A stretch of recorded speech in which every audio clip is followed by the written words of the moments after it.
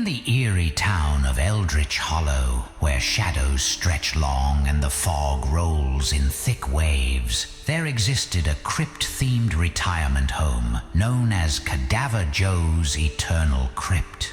The home was a place of respite for dark practitioners and undead beings who had long served the dark arts. The most notorious resident was Cadaver Joe, a skeletal figure with a gaunt, pallid face and thin, wispy white hair. His eyes glowed dimly, a remnant of the powerful magic he once wielded. Cadaver Joe was no ordinary undead.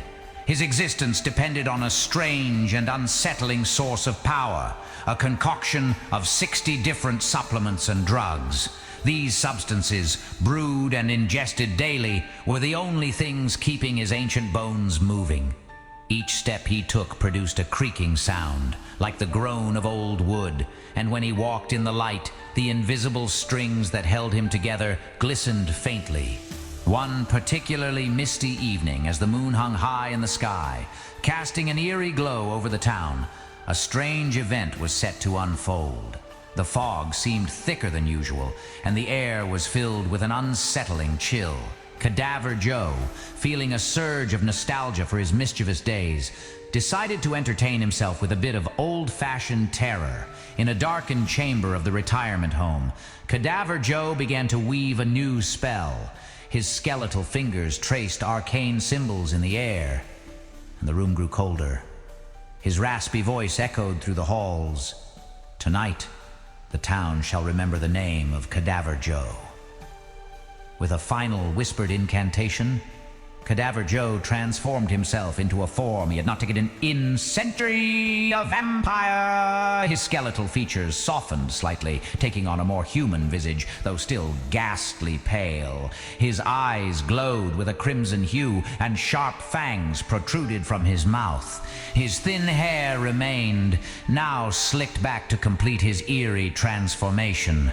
Eldritch Hollow, unaware of the impending chaos, continued its nightly routine. But as the clock struck midnight, a chilling voice echoed through the town square. "I want to sniff your hair! Bleh!" The townsfolk, already accustomed to strange occurrences, were nonetheless taken aback by the sudden proclamation. Mothers clutched their children, and the elderly whispered prayers. In the darkness, a figure emerged, cloaked in tattered robes, gliding through the mist, his every movement accompanied by the creak of invisible strings and the faint shimmer of the ethereal threads that bound him. Cadaver Joe, now in his vampiric form, approached a young woman with flowing locks of auburn hair. His eyes gleamed with sinister delight as he whispered, "Such beautiful hair, my dear. Let me sniff it, blee." He reached out with a skeletal hand, his fingers brushing her hair. Before he could fulfill his bizarre desire, a flash of golden light illuminated the square. Donald Triumph, the town's stalwart hero, had arrived. His golden hair and hero mass shone brightly against the darkness, his cape billowing dramatically behind him. "Cadaver Joe! Your reign of terror ends tonight," Triumph declared, his voice filled with unwavering resolve. "The people of Eldritch Hollow will no longer live in fear." Cadaver Joe hissed, baring his fangs.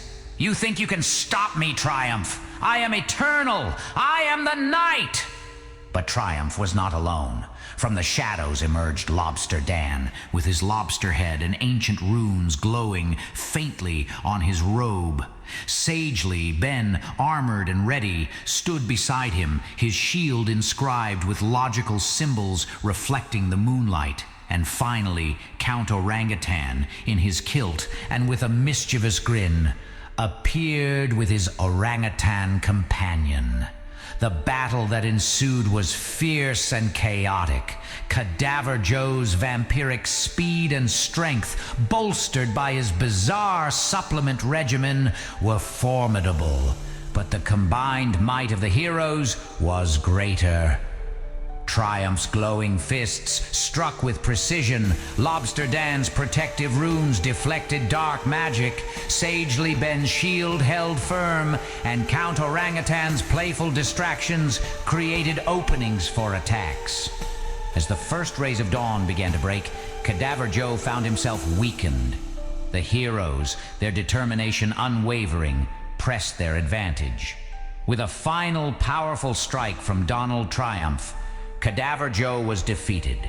His vampiric form disintegrated, leaving only the skeletal remains that once haunted the eternal crypt. The townsfolk emerged from their homes, cheering for their heroes. Eldritch Hollow was safe once again, and the bizarre proclamation, "I want to sniff your hair," Bleh, became a humorous legend told to children as a reminder of the night their heroes vanquished the sinister Cadaver Joe. As the sun rose, the heroes stood victorious in the town square, their silhouettes cast against the morning light. They knew that in a place like Eldritch Hollow, peace was always fleeting, but together they could face any darkness that threatened their home.